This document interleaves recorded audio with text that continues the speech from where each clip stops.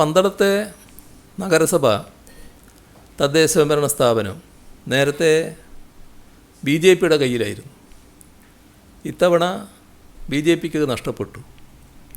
LDFന് തന്നെയാണല്ലോ അനുകൂലമായിട്ട് വന്നത്. LDF ആണല്ലോ അവിടെ BJPയെ പരാജയപ്പെടുത്തി അധികാരത്തിലിരിക്കുന്ന അവസ്ഥ ഇപ്പോൾ വന്നിട്ടുള്ളത്. ഇങ്ങനൊരു അവിടുത്തെ തദ്ദേശ സ്വയംഭരണ സ്ഥാപനം, ആ നഗരസഭ നല്ല രീതിയിൽ BJP ജയത്തിനടുത്തെത്തി നിൽക്കുകയായിരുന്നു കഴിഞ്ഞ തവണ.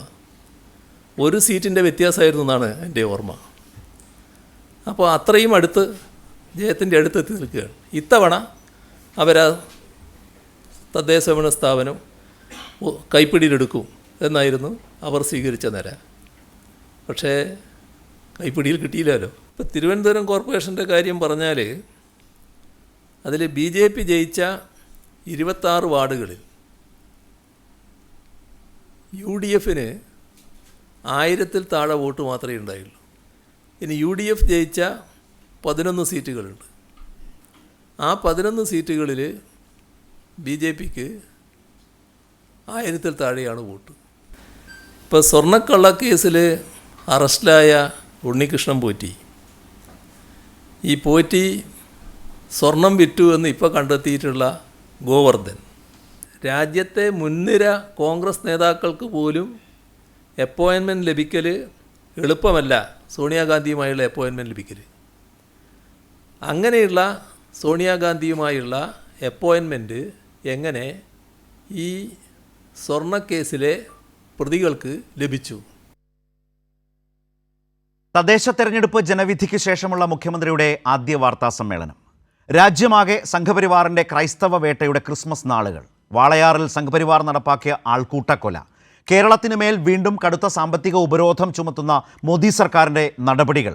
കേരളത്തിന് അവകാശപ്പെട്ട കമ്പോള വായ്പ ഗണ്യമായി വെട്ടിക്കുറയ്ക്കുന്നതിൻ്റെയും കേന്ദ്രവിഹിതത്തിൽ വരുന്ന കുറവുകളുടെയും കണക്കുകൾ സഹിതവും അതിനെതിരെ നിവേദനം പോലും നൽകാതെ നിശബ്ദരായി നിൽക്കുന്ന UDFും അവരുടെ MP-മാരെ പറ്റിയും SIRലെ ദുരൂഹതകൾ വ്യക്തമാക്കിയും വോട്ടും പൗരത്വവും പൗരൻ്റെ ആശങ്കകളായി മാറുന്ന കാലത്ത് കേരളത്തിൽ താമസിക്കുന്നയാളാണെന്ന് അടയാളപ്പെടുത്തുന്ന കേരള നേറ്റിവിറ്റി കാർഡ് നടപ്പാക്കുന്നതിനെപ്പറ്റിയും LDFനെ തോൽപ്പിക്കാൻ കോൺഗ്രസും BJPയും പ്രാദേശിക സഹകരണ മുന്നണിയായി പ്രവർത്തിച്ചതും വെള്ളാപ്പള്ളിയെയും LDFനെയും ബന്ധിപ്പിച്ച് നടത്തിവന്ന പ്രചാരണത്തിന് മറുപടിയും ഉണ്ണികൃഷ്ണൻ പോറ്റിയും ഗോവർദ്ധനും സോണിയാഗാന്ധിയുടെ വീട്ടിലെത്തി കണ്ടതിനെപ്പറ്റി ചോദിച്ചും സുദീർഘമായ വാർത്താസമ്മേളനം.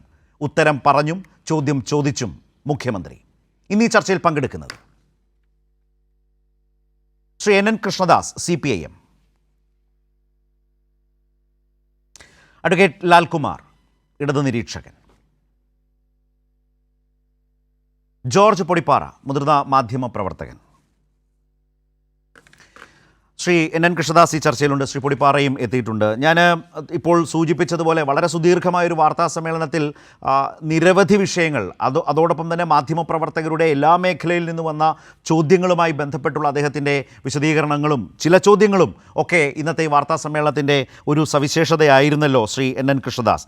അതിലേറ്റവും പ്രധാനപ്പെട്ട ഒരു കാര്യം, ഇപ്പോൾ SIRുമായി ബന്ധപ്പെട്ട് രാജ്യത്ത് നിൽക്കുന്ന, വിശേഷിച്ച് കേരളം വലിയധികം ചർച്ച ചെയ്യുന്ന വളരെ പ്രധാനപ്പെട്ട ഒരു പ്രശ്നത്തിൽ കേരളം മറ്റ് സംസ്ഥാനങ്ങൾക്ക് തന്നെ മാതൃകയാകും വിധത്തിലേക്ക് ഈ കാണാതായ അല്ലെങ്കിൽ വെട്ടിമാറ്റപ്പെട്ട പൗരന്മാർ, വോട്ടവകാശം പോയ മനുഷ്യർ, അവരെ കണ്ടെത്താൻ മറ്റൊരു സംസ്ഥാനവും ചെയ്യാത്ത വിധത്തിലേക്കൊരു വലിയ കർമ്മ പരിപാടിയിലേക്ക് പോകുന്നു എന്നാണോ മുഖ്യമന്ത്രി പറഞ്ഞതിൻ്റെ ഒരു പ്രധാനപ്പെട്ട ഭാഗം? അതുപോലെ തന്നെ നേറ്റിവിറ്റി കാർഡ് എന്ന് പറയുന്ന ഒരു സംവിധാനം വരുന്നു. കേരളത്തിൽ താമസിക്കുന്നയാളാണ് എന്നീ കാലത്ത് ഈ പറഞ്ഞതുപോലെ പൗരത്വവും വോട്ടുമൊക്കെ ആശങ്കയായ ഒരു പൗരൻ്റെ ജീവിതത്തിൽ മാറുന്ന കാലത്ത് വളരെ സവിശേഷമായ കേരളത്തിൻ്റേതായിട്ടുള്ള ഒരു ഇടപെടൽ രാജ്യം ശ്രദ്ധിക്കും വിധത്തിൽ ഈ SIRൻ്റെ കാലത്ത് സംഭവിക്കുകയാണ്. മുഖ്യമന്ത്രി പറഞ്ഞതിൻ്റെ ഒരു ഉദ്ദേശം അതാണോ, ലക്ഷ്യം അതാണോ?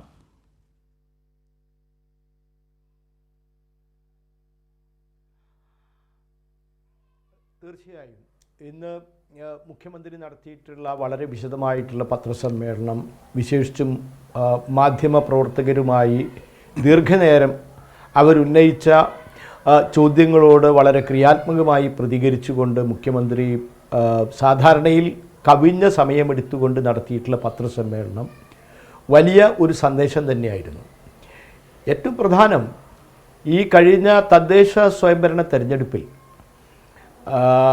ഇടതുപക്ഷത്തെ തോൽപ്പിക്കുക ഇടതുപക്ഷത്തെ തോൽപ്പിക്കുക എന്ന ഒരേ ഒരു ലക്ഷ്യത്തിന് വേണ്ടി മറ്റെല്ലാം മറന്ന് എല്ലാ ഇടതുപക്ഷ വിരുദ്ധരും കൂടി ഒരുമിച്ച് ചേർന്നൊരു കാഴ്ച നമ്മളെല്ലാവരും കണ്ടതായിരുന്നു.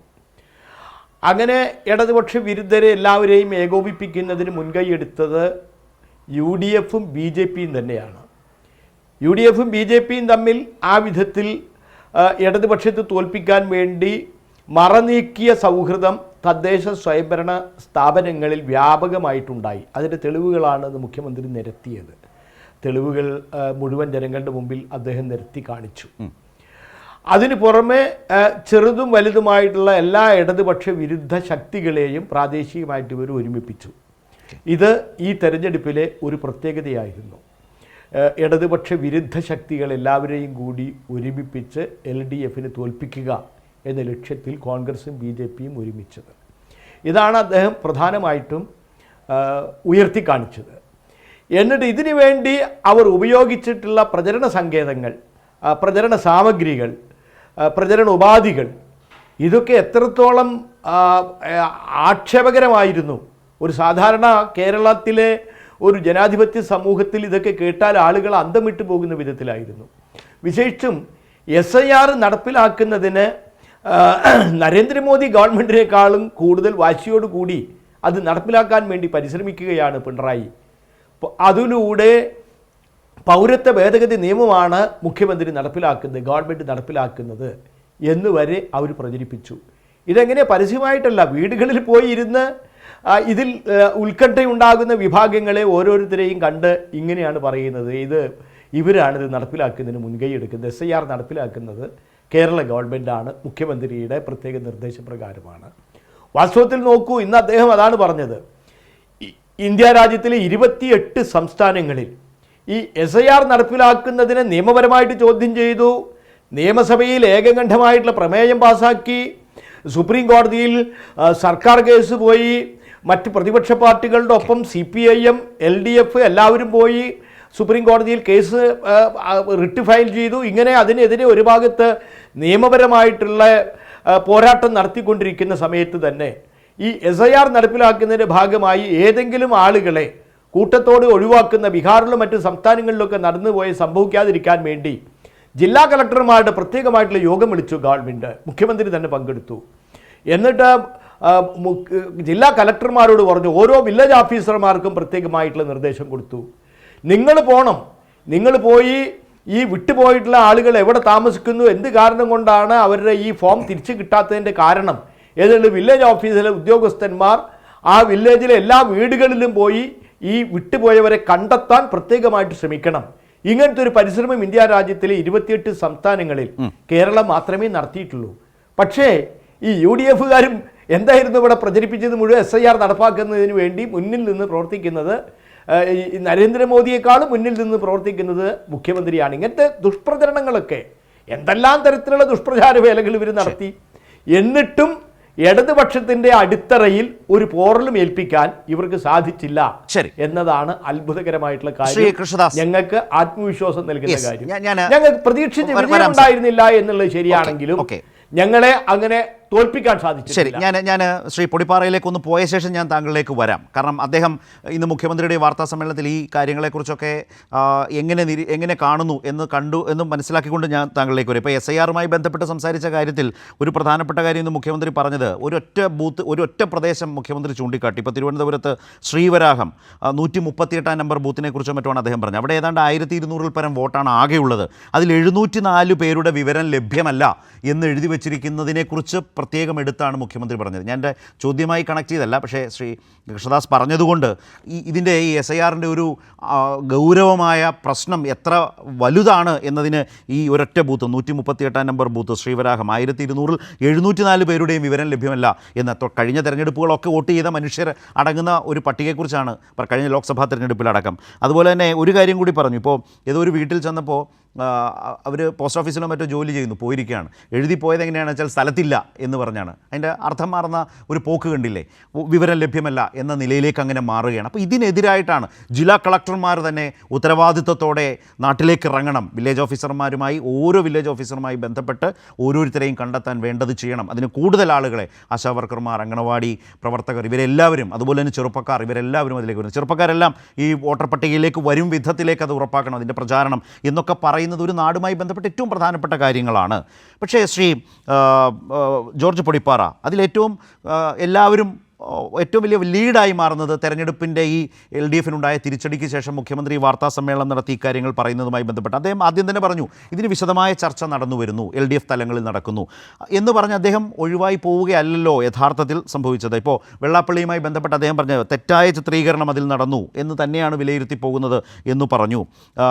തെറ്റായ പ്രചാരണം നടന്നു എന്നുള്ളതൊരു വസ്തുതയാണ് എന്ന് മുഖ്യമന്ത്രി പറഞ്ഞു. അതാണ് നേരത്തെ പറഞ്ഞല്ലേ SIRൻ്റെ കാര്യത്തിൽ മുഖ്യമന്ത്രിയുടെ മേൽനോട്ടത്തിൽ, കാർമ്മികത്വത്തിൽ, മേൽക്കൈയിൽ SIR നടക്കുന്നു എന്നിവിടെ പ്രചരിപ്പിച്ചില്ലേ എന്ന് മുഖ്യമന്ത്രി ചോദിക്കുന്ന കാര്യമുണ്ടായിരുന്നു. അപ്പോൾ ഈ കാര്യങ്ങളിലൊക്കെ ഉണ്ടായ പ്രചാരണത്തെ തിരിച്ചറിഞ്ഞുകൊണ്ട് തന്നെ ചെയ്യുന്നത് പോലെ തന്നെ ശരിയായ കാര്യങ്ങൾ ചെയ്തുകൊണ്ട് തന്നെ മുന്നോട്ട് പോവുക എന്ന നിലയിലാണ് അദ്ദേഹം തെരഞ്ഞെടുപ്പ് തോൽവിയെക്കുറിച്ച് പറഞ്ഞത്. അതിൽ BJP പ്രതിരോധിക്കാൻ CPIM ആണ് ഫലപ്രദമായി ഈ തെരഞ്ഞെടുപ്പിലും തെളിഞ്ഞു കണ്ടത് എന്ന് അദ്ദേഹം പന്തളത്തിൻ്റെയും കൊടുങ്ങല്ലൂരിൻ്റെയും ഉദാഹരണം ചൂണ്ടിക്കാട്ടി.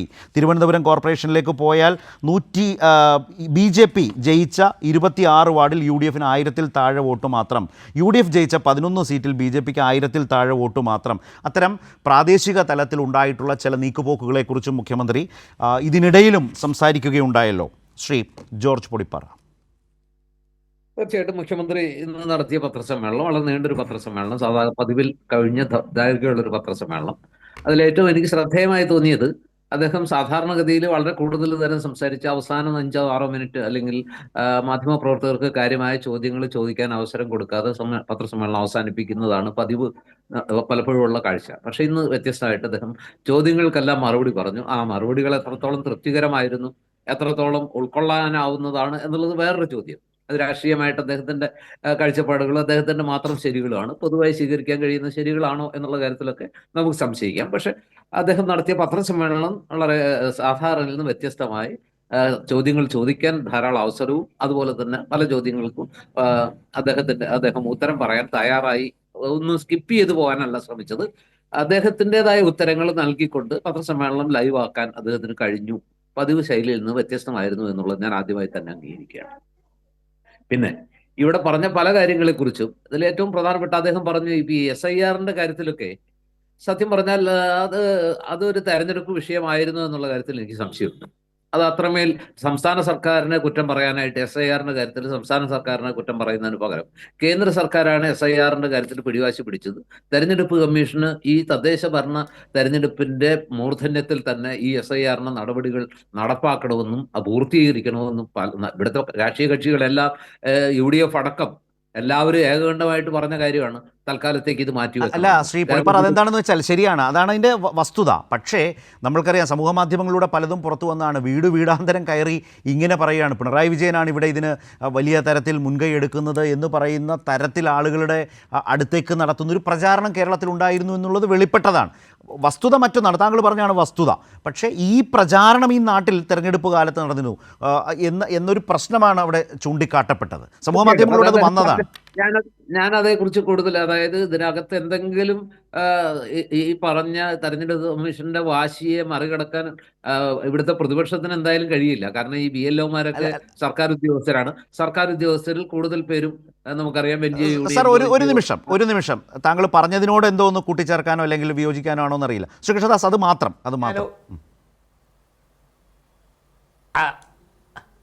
അതായത് ഒറ്റ കാര്യം അതായത് ജോർജ് പൊടിപ്പാറ എൻ്റെ വളരെ ആത്മാർത്ഥമായിട്ടുള്ളൊരു സുഹൃത്താണ്. ഞങ്ങൾ ദീർഘകാലം അദ്ദേഹം ഇവിടെ പാലക്കാട്ടിലൊപ്പം നല്ല സൗഹൃദത്തിലുണ്ടായിരുന്ന ആളാണ്. അദ്ദേഹത്തിന് വേണമെങ്കിൽ ഇപ്പം ഇതിൻ്റെ ഇടയിൽ അയച്ചു തരുന്നതിനും എനിക്ക് ബുദ്ധിമുട്ടൊന്നുമില്ല, അല്ലെങ്കിൽ ഇത് കഴിഞ്ഞിട്ട് ഞാൻ അയച്ചു കൊടുക്കാം. ഈ വീഡിയോ ക്ലിപ്പിംഗ് ഉണ്ട്, ഓഡിയോ ക്ലിപ്പിംഗ് ഉണ്ട്. ഓഡിയോ ക്ലിപ്പിംഗ് അല്ല, വീഡിയോ ക്ലിപ്പിംഗ് ആണ് കുറച്ചുകൂടി വിശ്വാസയോഗ്യം. ഇവിടെ ഞങ്ങളുടെ ജില്ലയിൽ മുസ്ലിം ഭൂരിപക്ഷ പ്രദേശങ്ങളിൽ ഓരോ വീടുകളിലും UDFൻ്റെ ഒരാൾ 2 പേര് പോയി, വിശേഷിച്ചും സ്ത്രീകളും കുറച്ച് വയസ്സായവരൊക്കെ ആളുകളെ ഇരുത്തി അവരോട് SIRനെ കുറിച്ച് പറഞ്ഞ് നിങ്ങളെല്ലാവരും ഇവിടുന്ന് ഓടിക്കും, പൗരത്വ ഭേദഗതി പൗരത്വ നിശ്ചയിക്കുന്നതിനുള്ള നിയമത്തിൻ്റെ ഭാഗമാണ് SIR, ഇത് മുഖ്യമന്ത്രി ഇവിടെ നടപ്പാക്കുകയാണ്, ഇനി നിങ്ങളൊക്കെ ഇത് കഴിഞ്ഞാൽ അന്യരാജ്യത്തേക്ക് പോണ്ടി വരും, അല്ലെങ്കിൽ നിങ്ങളെയൊക്കെ ഇവിടെ ജയിലിലടയ്ക്കും എന്ന് പറഞ്ഞ് ഓരോരുത്തരും പോയിട്ട് UDF-ന്റെ ഒരാൾ 2 പേർ പോയിട്ട് നടത്തുന്ന പ്രചരണത്തിന്റെ ക്ലിപ്പിംഗ്സ് വേണമെങ്കിൽ ഞാൻ ജോർജ് പൊടിപ്പാറയ്ക്ക് അയച്ചു തരാം. ഒറ്റപ്പെട്ട സംഭവങ്ങൾ ഉണ്ടായിട്ടില്ല എന്നൊന്നും ഞാൻ പറയുന്നില്ല. ഈ പറഞ്ഞ പോലെ ഈ തെരഞ്ഞെടുപ്പിലും യുദ്ധത്തിലും പ്രണയത്തിലും എന്തും ആകാന്ന് പറഞ്ഞ പോലെ ഏത് തന്ത്രം ഉപയോഗിക്കുന്ന ഒരു സമീപനം എല്ലാവർക്കും ഉണ്ട്. പൊതുവിൽ അത് ചെയ്യാറുണ്ട്. അങ്ങനെ ചെയ്തിട്ടുണ്ടെങ്കിൽ ഞാൻ അതിനെ ഓൺ ചെയ്യുന്നില്ല. അത് ചെയ്യാൻ കൊള്ളാവുന്ന പണിയല്ല ചെയ്തിരിക്കുന്നത്. കാരണം കേരളത്തിലെ എല്ലാ രാഷ്ട്രീയവും എക്സെപ്റ്റ് BJP ഈ പറഞ്ഞ SIR-നെതിരെ ഏതാണ്ട് ഒരേ നിലപാടാണ് എടുത്തത്. അവരുടെ കാഴ്ചപ്പാടുകളും സമീപനവും അതുപോലെ തന്നെ അതിനെതിരായ പ്രചരണവും ഒക്കെ ഏറെക്കുറെ ഒറ്റക്കെട്ടായിട്ട് തന്നെയായിരുന്നു. കോടതിയിൽ പോയി നമ്മൾ ചെയ്യാവുന്നതെല്ലാം ചെയ്തു, പക്ഷെ നടന്നില്ല എന്നുള്ളത് നമ്മൾ അംഗീകരിച്ചേ പറ്റൂ.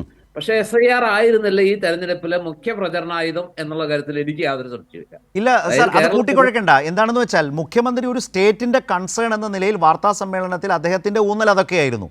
ഈ തെരഞ്ഞെടുപ്പ് തോൽവിയുമായി ബന്ധപ്പെട്ട് മാധ്യമപ്രവർത്തകരുടെ ചോദ്യം, ഇത് രണ്ട് ഭാഗത്ത് സംഭവിച്ചതാണ്. വാർത്താ സമ്മേളനത്തിൽ അദ്ദേഹം ജനങ്ങളോട് വിശദീകരിച്ച SIR-മായി ബന്ധപ്പെട്ട് സ്റ്റേറ്റ് എന്ത് ചെയ്യാൻ പോകുന്നു. പിന്നീട് ചോദ്യം വന്ന ഘട്ടത്തിലാണ് ഈ കാര്യങ്ങൾ തെറ്റായ പ്രചാരണം വന്നു എന്ന് പറഞ്ഞ ഘട്ടത്തിൽ അദ്ദേഹം ഈ കാര്യമൊന്ന് അനുസ്മരിച്ചു. ഇങ്ങനെയും നടന്നില്ലേ, ഇങ്ങനെയും തെറ്റായ പ്രചാരണം നടന്നില്ലേ, നിങ്ങൾക്കറിയാവുന്നതല്ലേ എന്നേ ഉള്ളൂ. അതിൻ്റെ കണക്ഷൻ അത്രേ ഉള്ളൂ. രണ്ട് റൂട്ടിൽ സഞ്ചരിച്ച വിഷയമാണ്. അത് അങ്ങനെ ഒരു സംഭവം ഉണ്ടായിട്ടുണ്ടെങ്കിൽ അതൊരു നല്ല പ്രവണതയല്ല. പക്ഷെ ഞാൻ വിചാരിക്കുന്നത് അതൊരു പ്രചണ്ഡ പ്രചരണമായിട്ട് കേരളത്തിൽ ഉടനീളം ഒരേ അളവിലും ഒരേ വ്യാപ്തിയിലും ഒന്നും നടന്നതായിട്ട് ഞാൻ മനസ്സിലാക്കിയിട്ടില്ല. അതൊരു വലിയ വിഷയമായിട്ട് മാധ്യമങ്ങളും അന്ന് ഉയർത്തി കാണിച്ചിട്ടില്ല. ഈവൻ കൈരളിയിൽ പോലും അതൊരു ചർച്ചയായതുമില്ല. അപ്പൊ സ്വാഭാവികമായിട്ടും അത് ഇപ്പോ മുഖ്യമന്ത്രി ഒരുപക്ഷെ ശ്രദ്ധിച്ചിട്ടുണ്ടാകാം. അദ്ദേഹം അത് പറയുന്നു. SIR-ൽ ഇപ്പൊ 24 ലക്ഷം ആളുകളെ ഒഴിവായി പോകുന്ന ഒരു കാഴ്ച വരുന്നു. അത് വളരെ ഗൗരവമുള്ള വിഷയമാണ്. ഇപ്പൊ ശ്രീവരാഹത്ത് എനിക്ക് വിശ്വസിക്കാൻ പറ്റുന്നില്ല. 1200 വോട്ടർമാരുള്ള ഒരു ബൂത്തില് 700 പേരും SIR-ൽ ആ പറഞ്ഞതിൽ ഉൾപ്പെട്ടിട്ടില്ല എന്നുണ്ടെങ്കിൽ ആദ്യം ചെവിക്ക് പിടിക്കേണ്ടത് അല്ലെങ്കിൽ കഴുത്തിന് പിടിക്കേണ്ടത് ആ BLO-യുടെയാണ്. ആദ്യം നടപടികൾ അയാൾക്കെതിരെയാണ്. കാരണം ഈ തെരഞ്ഞെടുപ്പിന്റെ പ്രചരണ തിരക്കിൽ ഈ BLO-മാർ എന്ത് ചെയ്യുന്നു എന്ന് കൃത്യമായി ഫോളോ ചെയ്യാൻ ഒരു രാഷ്ട്രീയ പാർട്ടിയുടെയും പ്രവർത്തകർക്ക് കഴിഞ്ഞിട്ടില്ല. കോൺഗ്രസിന്റെ UDF-ന്റെയും കഴിഞ്ഞിട്ടില്ല, LDF-ന്റെയും പ്രവർത്തകർക്ക് കഴിയാതെ പോയി. അതൊരു തഞ്ചമായിട്ട് എടുത്തോ. ഈ തെരഞ്ഞെടുപ്പിനിടയ്ക്ക് ഈ മുഖ്യ രാഷ്ട്രീയ പ്രസ്ഥാനങ്ങളുടെ പ്രതിനിധികൾക്ക്, പ്രവർത്തകർക്ക് ഇതിനെ കൃത്യമായി ഫോളോ ചെയ്യാൻ പറ്റാത്തൊരവസ്ഥയിൽ ഇത് അവിടെയാണ് ശ്രീ പൊടിപ്പാറ, നമുക്ക് മറ്റു വിഷയങ്ങളിലേക്ക് പോകണ്ട. അവിടെ ഒരു സ്റ്റേറ്റ് മറ്റൊരു സംസ്ഥാനവും ചെയ്യാത്ത പോലെ കാണാതായവർ എന്ന് ഇലക്ഷൻ കമ്മീഷൻ പറഞ്ഞാൽ അത് കേട്ട് കയ്യും കെട്ടിയിരിക്കുന്നവരല്ല നമ്മൾ എന്നുള്ളത് കൊണ്ട് തന്നെ അവരെ കണ്ടെത്താൻ വേണ്ടിയിട്ടുള്ള പരമാവധി പരിശ്രമത്തിലേക്ക് പോകുന്ന ഒരു സ്റ്റെപ്പ് മുഖ്യമന്ത്രി ഇന്ന് പറഞ്ഞു വെച്ചു. അത് വളരെ സവിശേഷമായ വ്യത്യസ്തമായ ഒന്ന് തന്നെ.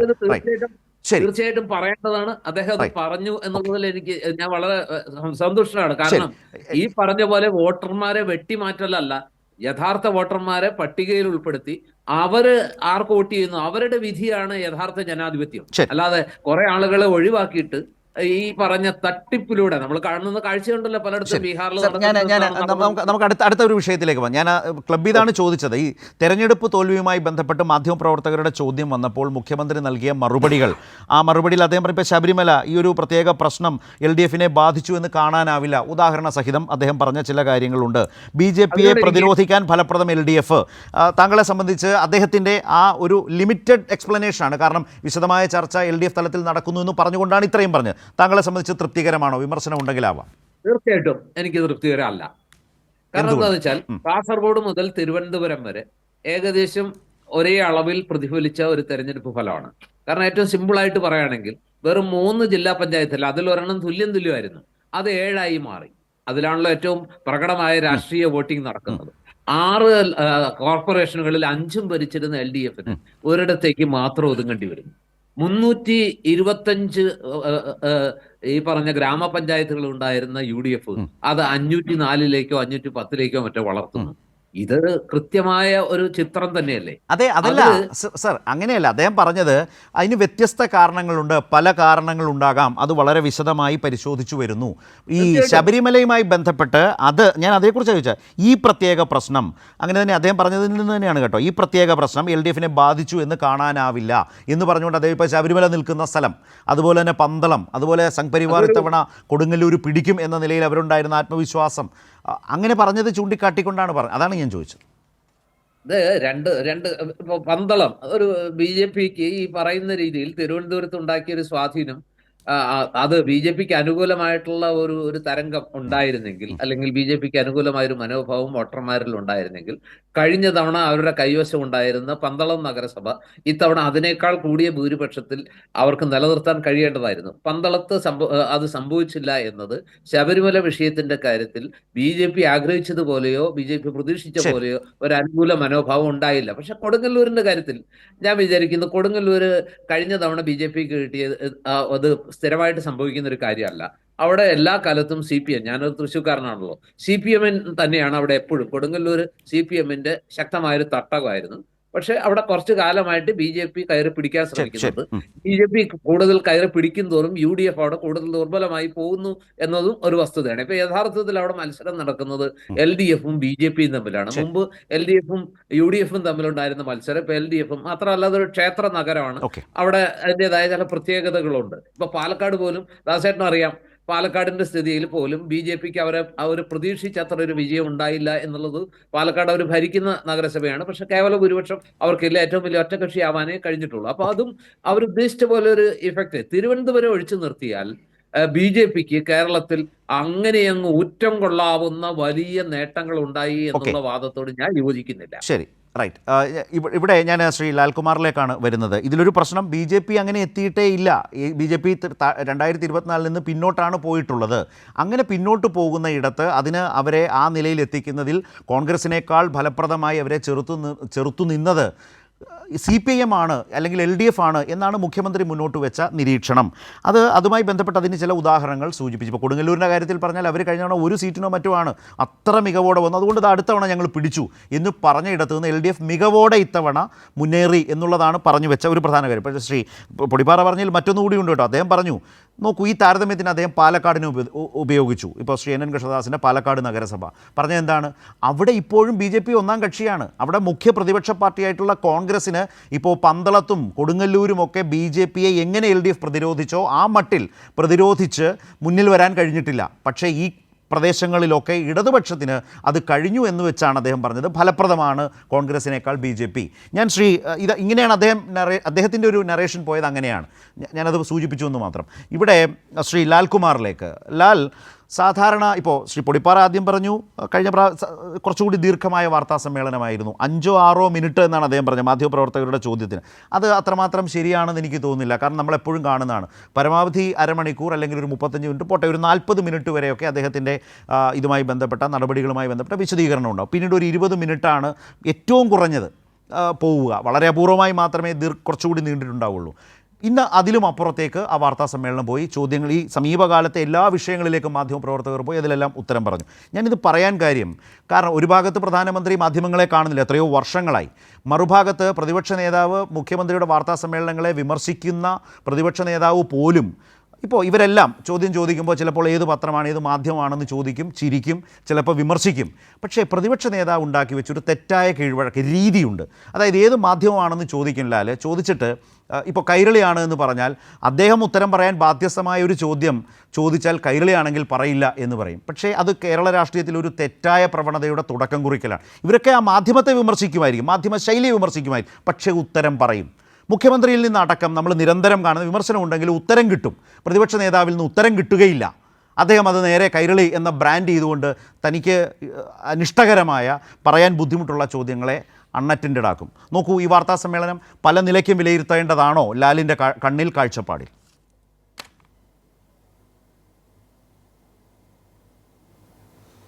അല്ലേ, നോക്കൂ, മുഖ്യമന്ത്രിയുടെ വാർത്താ സമ്മേളനം ഏതാണ്ട് 15 മിനിറ്റ്, സാധാരണഗതിയിൽ 1 മണിക്കൂറാണ് അദ്ദേഹം വാർത്താ സമ്മേളനത്തിന് അനുവദിച്ചിട്ടുള്ളത്.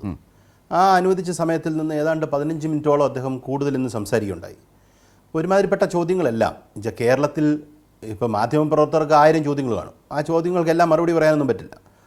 അതിനു പകരം നമ്മൾ എടുത്തു കഴിഞ്ഞാൽ കേരളം ഇന്ന് ചർച്ച ചെയ്യപ്പെടുന്ന ഏതെങ്കിലും ഒരു വിഷയത്തിൽ അദ്ദേഹം മറുപടി പറയാതെ പോയോ, നിങ്ങൾക്ക് മറുപടി കൺവിൻസിങ് ആണോ എന്നുള്ളത് മറ്റൊരു വിഷയമാണ്. പക്ഷേ മൊത്തത്തിൽ അദ്ദേഹം നമ്മൾ രാഷ്ട്രീയ കേരളം ചർച്ച ചെയ്യപ്പെടുന്ന ഒരുമാതിരിപ്പെട്ട വിഷയങ്ങളിലെല്ലാം അദ്ദേഹം മറുപടി പറഞ്ഞു തന്നെയാണ് പോയെന്നാണ് ഞാൻ മനസ്സിലാക്കുന്നത്. ഒന്നും തന്നെ മിസ് ചെയ്ത പോലെ എനിക്ക് തോന്നുന്നില്ല. അതിൽ കൂടുതൽ ആവശ്യമില്ല. പിന്നെ ഈ പറയുന്ന 5 മിനിറ്റ് കൂടുതലിരുന്നില്ല, 10 മിനിറ്റ് കൂടുതലിരുന്നില്ല, അത് മാധ്യമപ്രവർത്തകർ മുഖ്യമന്ത്രിയെ വിമർശിക്കാൻ വേണ്ടി എപ്പോഴും ഉപയോഗിക്കുന്നൊരു കാര്യമാണ്. കേരള രാഷ്ട്രീയ മണ്ണിൽ മുഖ്യമന്ത്രിയുടെ ഒരു വിഷയത്തിലുള്ള അഭിപ്രായം, ഇന്ന വിഷയത്തിൽ മുഖ്യമന്ത്രി ഇതുവരെ അഭിപ്രായമേ പറഞ്ഞിട്ടില്ല എന്ന് പറഞ്ഞൊരു വിഷയമില്ല. അദ്ദേഹം ഏതെങ്കിലുമൊക്കെ ഘട്ടത്തിൽ എങ്ങനെയുമൊക്കെ അഭിപ്രായം പുറത്തു പറഞ്ഞിട്ടുണ്ടാവും. പിന്നെ മാധ്യമങ്ങൾ ചോദിക്കുന്ന സമയത്ത് ചോദിക്കുന്നത് പോലെ മറുപടി പറയാൻ നിന്ന് കൊടുക്കേണ്ട കാര്യമില്ല. കാര്യം മാധ്യമങ്ങൾ വളർത്തി താരാട്ട് പാട്ടി വളർത്തിയ നേതാവല്ല സഖാവ് പിണറായി വിജയൻ. മാധ്യമങ്ങളെ എതിർത്ത് തന്നെ വളർത്തിയാണ്. അപ്പം മാധ്യമങ്ങളെ അപ്പുറത്ത് നിർത്തിയാൽ മതി. അത് കെട്ടിപ്പിടിച്ച് ഉമ്മ കൊടുത്ത് നിങ്ങൾ എന്നോട് കുറേ ചോദ്യം ചോദിക്കുമെന്ന് പറയേണ്ട കാര്യമൊന്നുമില്ല. ഇതാണ് അതിനകത്തെ ഏറ്റവും വലിയ കാര്യം. പിന്നെ താങ്കൾ സൂചിപ്പിച്ച ഇവിടെ വന്ന ഒരു വിഷയം BJPയുമായിട്ടുള്ള ബന്ധപ്പെട്ട ഒരു കാര്യം. മുഖ്യമന്ത്രി പരാമർശിച്ച വാർത്താ സമ്മേളനത്തിൽ പരാമർശിച്ച ഒരു പഞ്ചായത്ത് കവിയൂർ പഞ്ചായത്താണ്. നിങ്ങളുടെ അതിനകത്ത് യഥാർത്ഥത്തിൽ എൻ്റെ പഞ്ചായത്താണ്, ഞാൻ നിൽക്കുന്ന പഞ്ചായത്താണ്. കഴിഞ്ഞ പ്രാവശ്യം BJPയുടെ ഭരണമായിരുന്നു കവിയൂർ പഞ്ചായത്തിൽ. ആ കവിയൂർ പഞ്ചായത്തിൽ കഴിഞ്ഞ പ്രാവശ്യം BJP ഭരണം വരുന്നതിന് കാരണം തന്നെ കോൺഗ്രസ് 2-3 ഇടത്ത് വിമതർ നിന്നു എന്നുള്ളതാണ്. അങ്ങനെ BJPക്ക് സ്ഥാനമാനം ഉണ്ടാക്കി കൊടുക്കുകയാണ് ചെയ്തത്. അതവിടെ നിൽക്കട്ടെ, അത് കഴിഞ്ഞു പോയി. ഈ പ്രാവശ്യം ഭരണം നമ്മളിലേക്ക് എത്തി എന്ന് പറയാൻ പറ്റില്ല. BJPയുടെ ഭരണം അവസാനിപ്പിച്ചു എന്ന് മാത്രമേ പറയാൻ പറ്റത്തുള്ളൂ. കാരണം ഇനിയിപ്പോൾ ടോസ് ഇട്ടോ അങ്ങനെ ആയിരിക്കും എടുക്കുന്നത്. കാര്യം LDFും BJPയും ഒരേ കക്ഷി നിലയിലേക്ക് വന്നിട്ടുണ്ട്. അതിലേക്ക് അവരെ പരിമിതപ്പെടുത്താൻ കവിയൂർ പഞ്ചായത്തിൽ കഴിഞ്ഞു എന്നുള്ളതൊരു യാഥാർത്ഥ്യമാണ്. പക്ഷേ അതിന് ഞാൻ ചൂണ്ടിക്കാട്ടാൻ ശ്രമിക്കുന്ന വേറൊരു കാര്യമാണ്. മുഖ്യമന്ത്രി പറഞ്ഞതിനകത്ത് വലിയ ഒരു കാര്യം കൊണ്ടുണ്ട്, അത് ചേർത്ത് വെച്ച് വായിക്കേണ്ടതാണ്. കവിയൂർ പഞ്ചായത്തിൽ എന്തുകൊണ്ട് LDFന് ഭരണം നഷ്ടപ്പെട്ടു എന്നറിയാമോ? കോൺഗ്രസിന് നാമനിർദ്ദേശ പത്രിക കൊടുക്കേണ്ട സ്ഥാനാർത്ഥി രാവിലെ മുങ്ങി. കൈരളിക്ക് വാർത്തയുണ്ടായിരുന്നു, കേരളത്തിലെല്ലാം വാർത്തയുണ്ടായിരുന്നു, ഓർക്കുന്നുണ്ടാവും ശരത്ത്. കോൺഗ്രസിൻ്റെ ഒരു വാർഡിലെ സ്ഥാനാർത്ഥി ഇവിടെ മുങ്ങി, അയാളെ കാണാനേ ഇല്ല. ഇതാണ് സംഭവിച്ചത്. ആ വാർഡ് BJP ജയിച്ചു. ടൈറ്റ് കോമ്പറ്റീഷൻ ആയിരുന്നു, BJP ജയിച്ചു. 20 വോട്ടിനോ അങ്ങനെ എന്തോ ആണ് ജയിക്കുന്നത്, ഞാൻ വോട്ട് ഓർക്കുന്നില്ല. ആ കോൺഗ്രസിൻ്റെ സ്ഥാനാർത്ഥി അവിടെ ഉണ്ട് എങ്കിൽ കവിയൂർ പഞ്ചായത്ത് ഇപ്പോൾ പറഞ്ഞില്ലേ ഡിസ്പ്യൂട്ട് പോകാത്ത രീതിയിൽ LDF ഭരിക്കും. ഇതാണ് പലയിടത്തും നടന്നിട്ടുള്ളത്. ഇന്ന് മുഖ്യമന്ത്രി തിരുവനന്തപുരത്ത് സംസാരിച്ച കണ്ടില്ലേ, തിരുവനന്തപുരത്തെ വിഷയമായിട്ട് 1000 വോട്ടിൽ താഴെയുള്ള എത്രയോ മണ്ഡലം 26 മണ്ഡലത്തെക്കുറിച്ചാണ് അദ്ദേഹം സൂചിപ്പിച്ചത്. ഇത് കേരളത്തിൽ നടന്നിട്ടുള്ള ഒരു കാര്യമാണ്. നോക്കൂ, LDF പരാജയപ്പെട്ടോ എന്ന് ചോദിച്ചാൽ ഞാൻ പരാജയപ്പെട്ടു എന്ന് പറയാൻ ആഗ്രഹിക്കുന്ന ഒരാളാണ്. കാരണം എന്തുകൊണ്ട് ഞാൻ പരാജയപ്പെട്ടു എന്ന് പറയാൻ ആഗ്രഹിച്ച പാർട്ടിയുടെ വിലയിരുത്തൽ അവിടെ നിൽക്കട്ടെ. ഞാൻ പരാജയപ്പെട്ടു എന്ന് വിലയിരുത്തുന്നതിന് കാരണം ഞാൻ ഉദ്ദേശിച്ച അല്ലെങ്കിൽ ഞാൻ എൻ്റെ മനസ്സിൽ കണ്ട ഒരു റിസൾട്ട് വന്നില്ല. അത് ചിലപ്പോൾ ഗോവിന്ദമാഷ് പോലും അങ്ങനെ തന്നെ ആയിരിക്കും കരുതുന്നത്. അങ്ങനെയാണെങ്കിൽ നമ്മൾക്ക് നമ്മുടെ രാഷ്ട്രീയ അടിത്തറയുടെ കാര്യത്തിലൊന്നും നമുക്ക് ഒരു സംശയവുമില്ല. നമ്മുടെ പെർഫോമൻസ് കോമ്പീറ്റൻറ്റ് പെർഫോമൻസ് ആണ്. പലയിടത്തും വോട്ട് കിട്ടിയേക്കുന്നതൊക്കെ വളരെ വ്യക്തമായിട്ടാണ് വന്നിരിക്കുന്നത്. പക്ഷേ നമ്മൾ ഉദ്ദേശിച്ച റിസൾട്ട് വന്നിട്ടില്ലെങ്കിൽ അതിനെ ഒരു പരാജയമായിട്ടാണ് ഞാൻ വ്യക്തിപരമായി കാണുന്നത്. കാര്യം എനിക്ക് പരീക്ഷ എഴുതി കിട്ടേണ്ട മാർക്ക് കിട്ടിയില്ലെങ്കിൽ എനിക്ക് എവിടെയോ ഒരു തെറ്റ് പറ്റിയല്ലോ. ആ തെറ്റ് പരിശോധിക്കാനായിട്ടുള്ള സംവിധാനം CPIMന് ഇന്ന് മറ്റൊരു പാർട്ടിയെക്കാട്ടിലും വ്യക്തമായി CPIMനുണ്ട്. നമ്മുടെ വോട്ടുകൾ മാറിപ്പോകുന്നുണ്ടോ, നമ്മുടെ വോട്ടുകൾ പോയിട്ടുണ്ടെങ്കിൽ തിരിച്ചു കൊണ്ടുവരാനുള്ള എന്ത് പ്രവൃത്തിയാണ് നടത്തേണ്ടത്, ഇതിനൊക്കെ സംവിധാനം കൃത്യമായിട്ടുണ്ട്. പക്ഷേ കോൺഗ്രസിൻ്റെ ഒരു പ്രശ്നം, കോൺഗ്രസ് വിചാരിച്ചിരിക്കുന്ന കോൺഗ്രസിൻ്റെ ഒരു കോമ്പീറ്റൻസ് കൊണ്ട് കിട്ടിയ റിസൾട്ടാണ് ഇതെന്നാണ് കോൺഗ്രസ് കരുതുന്നത്. നോക്കൂ, എറണാകുളം കോർപ്പറേഷൻ എടുക്കൂ. നമ്മളെ മുന്നിൽ ആദ്യം വിചാരിച്ചിരുന്ന ചർച്ചകളിലൊന്നാണല്ലോ കോർപ്പറേഷൻ, തിരുവനന്തപുരം എറണാകുളം കോർപ്പറേഷനുമായിട്ട് ബന്ധപ്പെട്ട്. ഞാൻ ഇന്ന് മറ്റൊരു ചർച്ചയ്ക്കകത്ത് ഈകുകയും ചെയ്തു ആ വിഷയമായിട്ട് ബന്ധപ്പെട്ട്. മാന്യമായ രീതിയിൽ ഭൂരിപക്ഷം കിട്ടിയ ഒരു സ്ഥലത്ത്, ആ സ്ഥലത്ത് ഒരു മേയറെ മാന്യമായി തിരഞ്ഞെടുക്കാൻ കോൺഗ്രസ് കഴിയുന്നില്ല. ഇതാണ് സത്യം. ഇതിപ്പോൾ നോക്കൂ, നമ്മുടെ എല്ലാ മിക്കവാറും എല്ലാ ചർച്ചകളിലും സമ്പന്നമാക്കുന്ന ശ്രീകുമാറിയേട്ടൻ ശ്രീകുമാറിയേട്ടൻ്റെ പേര് അദ്ദേഹം ഇല്ലാത്ത ആബ്സെൻസിൽ എടുക്കാമെന്ന് വിചാരിക്കേണ്ട, അദ്ദേഹം പറഞ്ഞൊരു ഫാക്റ്റാണ്. അവനവനിസമാണ് ഇപ്പോൾ കോൺഗ്രസിൽ നടക്കുന്നതെന്ന് അദ്ദേഹം ഒരു പ്രയോഗം നടത്തി. ഞാൻ അപ്പോൾ ആ ചർച്ചയിൽ സൂചിപ്പിച്ചത് അവനവനിസം ഇവിടെ മാത്രമല്ലല്ലോ, സംസ്ഥാനത്തെ കാര്യങ്ങളിൽ വരുമ്പോൾ നടക്കത്തില്ലേ? ഇതാണ് സത്യം. കോൺഗ്രസ്സിന് ചിട്ടയായി ഒരു പാർട്ടിയുടെ ലക്ഷ്യമുണ്ട്. ഒരു പാർട്ടിയുടെ കമ്മ്യൂണിസ്റ്റ് പാർട്ടി ഓഫ് ഇന്ത്യ മാർക്സിസ്റ്റിൻ്റെ ലക്ഷ്യം ഇവിടുത്തെ ജനങ്ങളെ സേവിക്കുക എന്നുള്ളതാണ്. ഓക്കെ, അതുകൊണ്ട് മുഖ്യമന്ത്രി പിണറായി വിജയൻ ഇമ്മെറ്റീരിയലാണ്, ഗോവിന്ദമാഷ് ഇമ്മെറ്റീരിയലാണ്. ഇപ്പം ഇന്നത്തെ നിലയിലെടുത്താൽ പിണറായി വിജയൻ വലിയ ആളാണോ? അതെ. പിണറായി വിജയൻ പറയുന്നത് പാർട്ടി കേൾക്കുമോ? കേൾക്കും. ഗോവിന്ദമാഷ് പറയുന്ന പാർട്ടി കേൾക്കുമോ? കേൾക്കും. കാര്യം അദ്ദേഹത്തിനെ ഈ പാർട്ടി വളർത്തി, പാർട്ടിയെ അദ്ദേഹവും വളർത്തി. അങ്ങനെ നിൽക്കുന്ന ഒരു സാഹചര്യമാണ് നിൽക്കുന്നത്. ഓക്കെ, അപ്പോൾ അതുകൊണ്ട് അദ്ദേഹത്തിന്റെ വാക്കുകൾക്ക് വലിയ വിലയുണ്ട്. അത് പാർട്ടി ശ്രദ്ധിക്കും. അതെ, അതാണ്. അതുകൊണ്ട് പാർട്ടി വിരുദ്ധമായ ഒരു കാര്യം പറഞ്ഞാൽ CPIM കേൾക്കുമോ? ഞാനത് അതിലേക്കാണ് വരുന്നത്. നോക്കൂ, അങ്ങനെ നിൽക്കുന്ന ഒരു സാഹചര്യം ഞാൻ പൂർത്തിയാക്കിക്കോളൂ. ലാൽ, പൂർത്തിയാക്കൂ. ഞാൻ പറഞ്ഞു വന്നത് ചിട്ടയായ പ്രവർത്തനത്തിന് എല്ലാ സാധ്യതകളും തുറന്നിട്ട് തന്നെയാണ് കാര്യങ്ങൾ നടത്തിയിരിക്കുന്നത്. ഒരു ഒബ്ജക്റ്റീവ് അനാലിസിസ് നടത്താൻ പറ്റുന്ന ഒരു അന്തരീക്ഷം കേരളത്തിലുണ്ടോ? ഉണ്ട്.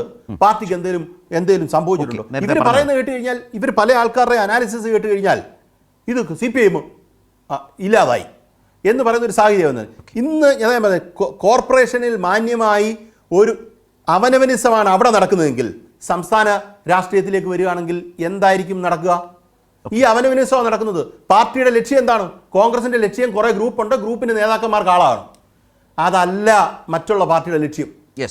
അതാണ് അതിന്റെ വ്യത്യാസം. അപ്പൊ ആ ചട്ടക്കൂടിൽ നിന്ന് വേണം നമ്മൾ കാര്യങ്ങളെ നിരീക്ഷിക്കാൻ എന്ന് പറഞ്ഞുകൊണ്ട് ഞാൻ ആദ്യത്തെ ശ്രദ്ധിച്ചു. ശരി, ഇന്നിപ്പോൾ കൊച്ചി കോർപ്പറേഷനുമായി ബന്ധപ്പെട്ട് പറയുന്നത് കൊണ്ട് തന്നെ ഒരു പ്രധാനപ്പെട്ട കാര്യം, കോൺഗ്രസ് നേതാക്കൾ തന്നെ പറയുന്നത് ഗ്രൂപ്പുകളില്ല എന്ന് പറഞ്ഞുകൊണ്ടിരുന്ന കോൺഗ്രസിൽ കൊച്ചിയിൽ വി ഡി സതീശൻ്റെ നേതൃത്വത്തിലുള്ള ഒരു ഗ്രൂപ്പ് തന്നെ വളരെ പ്രത്യക്ഷമായി വളരെ പരസ്യമായി രൂപപ്പെട്ടിരിക്കുന്നു. അതിനെതിരെ ഫൈറ്റ് ചെയ്യും, പരാതികൾ കൊടുക്കുമെന്ന് പറയുന്നത് കോൺഗ്രസ് നേതാക്കളാണ്. മാധ്യമങ്ങളോ അല്ലെന്നുണ്ടെങ്കിൽ രാഷ്ട്രീയ നിരീക്ഷകരോ അല്ല എന്നതും നമ്മൾ പ്രത്യേകം കാണേണ്ടത് കൂടിയുണ്ട്. ഞാൻ ശ്രീ NN കൃഷ്ണദാസിലേക്ക് വരികയാണ്. ശ്രീ കൃഷ്ണദാസ്, ഇപ്പോൾ തെരഞ്ഞെടുപ്പിൽ ഒരു വലിയ തോൽവി തന്നെയാണ് ഇടതുപക്ഷ ജനാധിപത്യ മുന്നണിക്ക് ഉണ്ടായത്. ആ തോൽവിയുമായി ബന്ധപ്പെട്ട് അതിലെ ചില ഭാഗങ്ങളാണ് മുഖ്യമന്ത്രി പൂർണ്ണമായി പല കാരണങ്ങളുണ്ടാകാം എന്ന് പറഞ്ഞുകൊണ്ട് തന്നെ, ഇപ്പോൾ ശബരിമലയുടെ കാര്യത്തിലാവട്ടെ, അതുപോലെ തന്നെ വെള്ളാപ്പള്ളിയും LDFും തമ്മിലുള്ള LDFിനെയും കൂടി ബന്ധപ്പെടുത്തി ഈ തെരഞ്ഞെടുപ്പ് കാലത്തുണ്ടായിട്ടുള്ള വലിയ പ്രചാരണമുണ്ട്. അത് മതന്യൂനപക്ഷങ്ങൾക്കിടയിൽ ഉണ്ടാക്കിയിട്ടുള്ള തെറ്റിദ്ധാരണ ഇടതുപക്ഷത്തേക്ക് വരേണ്ട ന്യൂനപക്ഷ വോട്ടുകളെ അകറ്റിയിട്ടുണ്ടോ എന്ന പ്രശ്നമുണ്ട്. ഈ പറഞ്ഞ സാഹചര്യങ്ങളൊക്കെ വരുമ്പോൾ അതിൽ മുഖ്യമന്ത്രി പറഞ്ഞ മറുപടികൾ നേരത്തെ ശ്രീ പൊടിപ്പാറ പറഞ്ഞതുപോലെ തൃപ്തികരമായി പൊതുസമൂഹത്തിന് തോന്നുമോ, സ്വീകാര്യമായി തോന്നണമെന്നുണ്ടോ? അതാണ് അദ്ദേഹം ചോദിച്ചതിൽ ഒരു പ്രധാനപ്പെട്ട കാര്യം.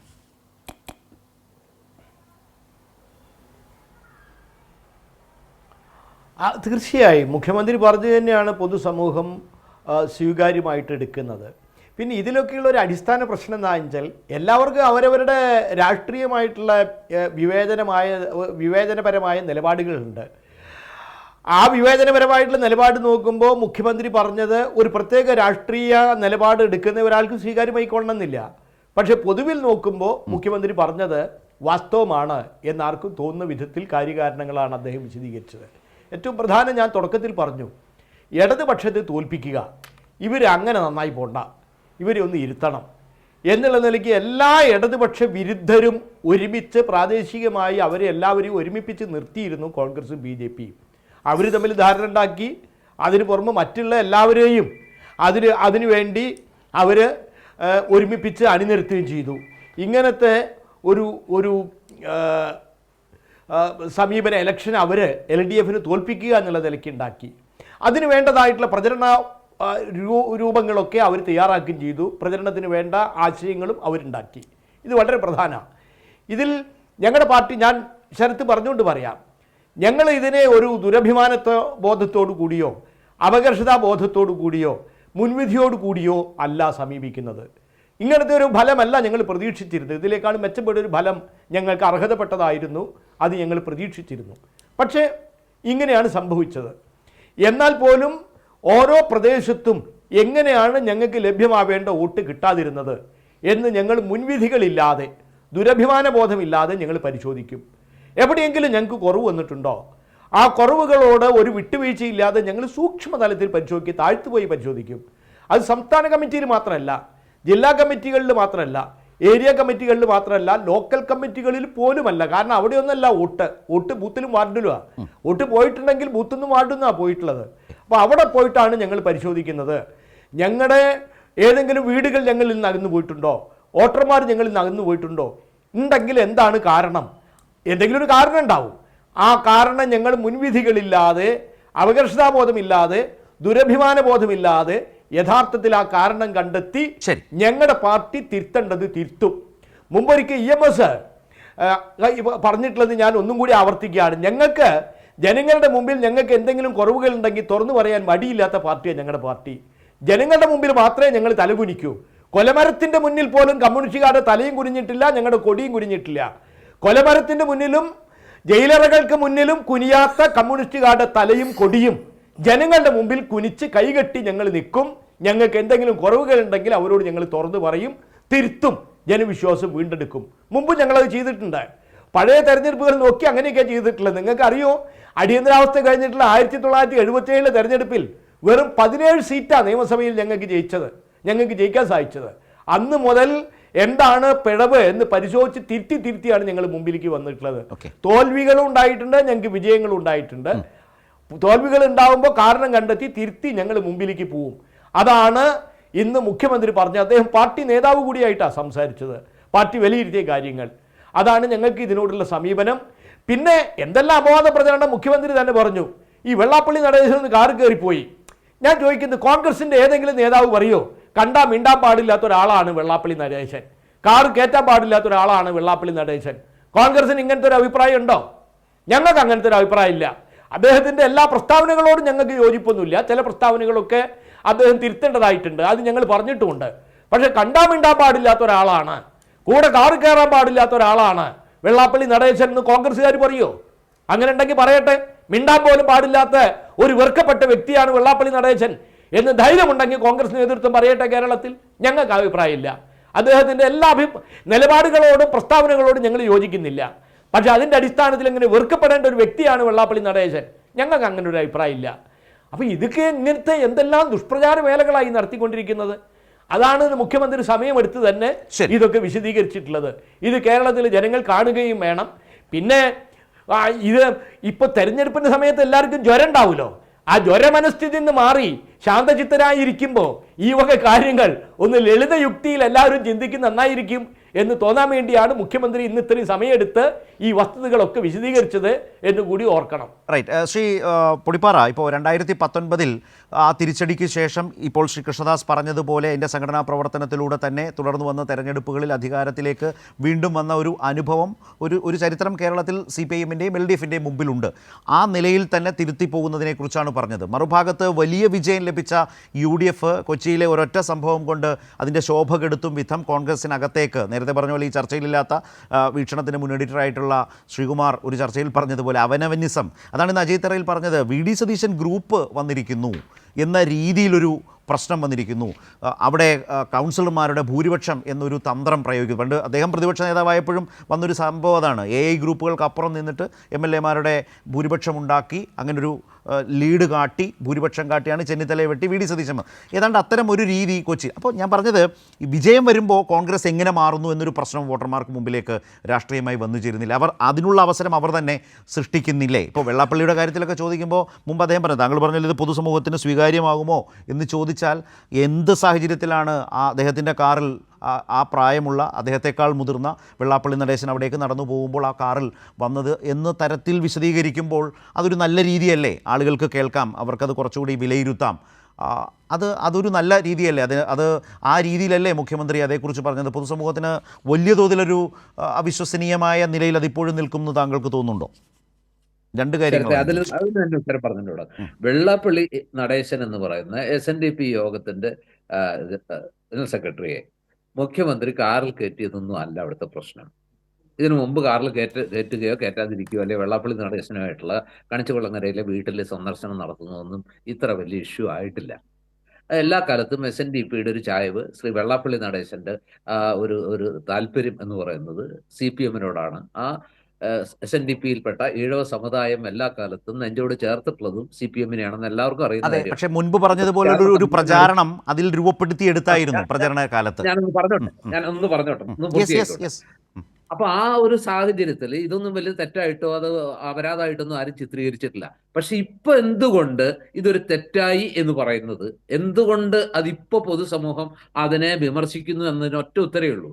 കഴിഞ്ഞ ഇപ്പോൾ ശ്രീ കൃഷ്ണദാസ് സൂചിപ്പിച്ചു, അദ്ദേഹം നടത്തിയ ചില പ്രസ്താവനകൾ വെറും പ്രസ്താവനകളല്ലാതെ ഈ സമീപകാലത്ത് കേരളം കേട്ട ഏറ്റവും വർഗീയ വിഷം വമിക്കുന്ന പ്രസ്താവനകളാണ് കേരളത്തിലെ ഏറ്റവും വലിയ സാമുദായിക സംഘടനയായ SNDP യോഗത്തിന്റെ ജനറൽ സെക്രട്ടറിയായ ശ്രീ വെള്ളാപ്പള്ളി നടേശനിൽ നിന്നുണ്ടായത് എന്നതാണ് ഇതിനകത്തെ പ്രശ്നം. ശരി, അവിടെ താങ്കളോട് തന്നെയാണ് ശ്രീ പൊടിപ്പാറ. അത് പറയുമ്പോൾ വെള്ളാപ്പള്ളി നടേശൻ തന്നെ പറഞ്ഞത് എന്താണ്?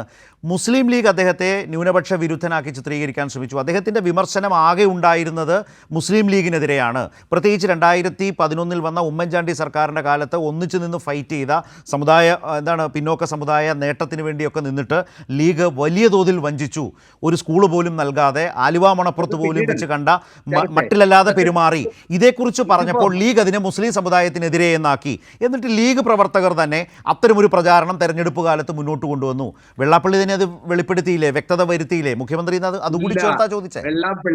വെള്ളാപ്പള്ളി നടത്തിയ പ്രസ്താവനയൊക്കെ ഇവിടുത്തെ പബ്ലിക് ഡൊമൈനിലുണ്ടല്ലോ. അത് ശ്വാസം മുട്ടുന്നു. അവിടെ ഈഴവർക്ക്, ഹിന്ദുക്കൾക്ക് ശ്വാസം മുട്ടുകയാണ് എന്നല്ലേ അദ്ദേഹം പറഞ്ഞത്. അവർക്ക് അവിടെ ജീവിക്കാൻ പറ്റാത്ത അവസ്ഥയാണ്.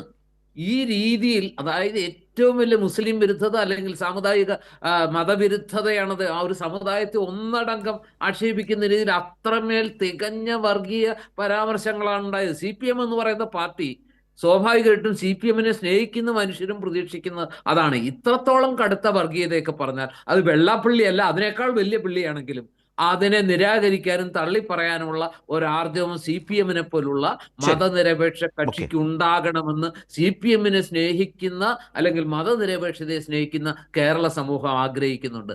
ആ അളവിലും തൂക്കത്തിലുമുള്ള, ആ ഗൗരവത്തിലും ആ ഒരു തീവ്രതയിലുള്ള ഒരു പ്രതികരണം CPM-ൽ നിന്നും ഉണ്ടായില്ല എന്ന് മാത്രമല്ല, പിന്നീടും വെള്ളാപ്പള്ളിയുമായിട്ട് ആ അഫിനിറ്റിക്ക്, ആ അഫെക്ഷൻ ഒരു നിമിഷം രീതിയിലുള്ള ശ്രീ പൊടിപ്പാറ, അടുത്ത പോയിന്റിലേക്ക്, കോൺഗ്രസുമായി ബന്ധപ്പെട്ട ഒരു അടുത്ത പോയിന്റ് കൂടി ഞാൻ ഉന്നയിച്ചിരുന്നു. അതിലേക്ക് ക്വിക്കായിട്ട് നമുക്ക് വരാം, നമുക്കൊന്ന് ചുരുക്കിയെടുക്കാം.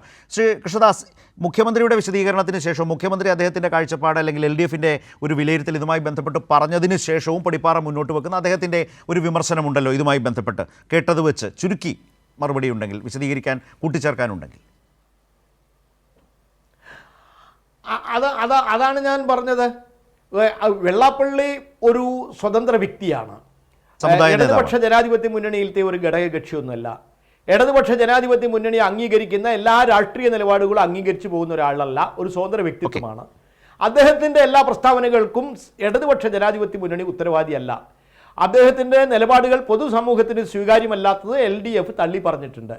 പക്ഷെ അങ്ങനെയൊക്കെ ഉള്ളപ്പോൾ പോലും കണ്ടാൻ മിണ്ടാൻ പോലും പാടില്ലാത്ത, ഒപ്പം കയറ്റി ഇരുത്താൻ പോലും പാടില്ലാത്ത ഒരു വ്യക്തിയാണ് വെള്ളാപ്പള്ളി എന്ന് പരസ്യമായിട്ട് പറയാൻ കോൺഗ്രസിന് ധൈര്യം ഉണ്ടോന്നാണ് ഞാൻ ചോദിച്ചത്. ശരി, ആ നിലയിൽ മുസ്ലിം ലീഗിൻ്റെയൊക്കെ നേതൃത്വത്തിൽ നടത്തിയിട്ടുള്ള പ്രചാരണം ഒരു വഴിക്ക് നടക്കുകയും ചെയ്തിട്ടുണ്ട് പ്രചാരണ കാലത്ത്, തെരഞ്ഞെടുപ്പ് കാലത്ത്. ശ്രീ പൊടിപ്പാറ, ഞാൻ മുമ്പ് പറഞ്ഞ ഒരു വിഷയത്തിലേക്ക് കൂടി, CPIM-ഉം LDF-ഉം എങ്ങനെ ഈ തിരിച്ചടിയെ തിരിച്ചറിഞ്ഞുകൊണ്ട് മുന്നോട്ട് പോകാൻ വേണ്ട നടപടികൾ സ്വീകരിക്കുന്നു? നല്ല വിജയം ലഭിച്ചു എന്ന ആത്മവിശ്വാസമുള്ള കോൺഗ്രസോ? ഇപ്പോൾ NN കൃഷ്ണദാസ് പറഞ്ഞൊരു പോയിന്റ് ഉണ്ട്. അതായത് വളരെ വലിയ പരാജയങ്ങൾ നേരിട്ട ചരിത്രം ഇതിനു മുമ്പ് LDF-ന് ഉണ്ടായിട്ടുണ്ട്. ആ പരാജയങ്ങളെ എല്ലാം അതിജീവിച്ച് വീണ്ടും കേരളത്തിലെ ഏറ്റവും വലിയ മുന്നണിയായും ഏറ്റവും വലിയ രാഷ്ട്രീയ പാർട്ടിയായിട്ടും CPM-നും ഇടതു മുന്നണിക്കും പലവട്ടം മടങ്ങി വരാൻ കഴിഞ്ഞിട്ടുണ്ട്. സമീപകാല അനുഭവങ്ങൾ നമുക്കറിയാം. 19-ലെ ലോക്സഭാ തെരഞ്ഞെടുപ്പിന് ശേഷം തദ്ദേശ ഭരണ തെരഞ്ഞെടുപ്പിലും നിയമസഭാ തെരഞ്ഞെടുപ്പിലും LDF വന്ന ആ തിരിച്ചുവരവ് ഒരു ഐതിഹാസികമായ തിരിച്ചുവരവ് തന്നെയാണ്. അവിശ്വസനീയമായ, അത്യുജ്വലം എന്നൊന്നും വിശേഷിപ്പിക്കാൻ നമുക്കൊരു മടിയില്ല. അത് ഗംഭീര തിരിച്ചുവരവായിരുന്നു. ഇതേ തിരിച്ചുവരവ് കോൺഗ്രസിനുണ്ടായിട്ടുണ്ട്. വെറും 9 പേരായി മാത്രം ചുരുങ്ങിയൊരു കാലം, K കരുണാകരനടക്കം നിയമസഭയിൽ കേവലം 9 പേർ മാത്രം ഉണ്ടായിരുന്ന ഒരവസ്ഥ ഈ പറഞ്ഞ കോൺഗ്രസിനുണ്ടായിരുന്നു, UDF-നുണ്ടായിരുന്നു. അവിടുന്ന് അതേ പാർട്ടി ആ UDF-ന് ഈ കണ്ടീഷനിലേക്ക് തിരിച്ചു വന്നില്ലേ?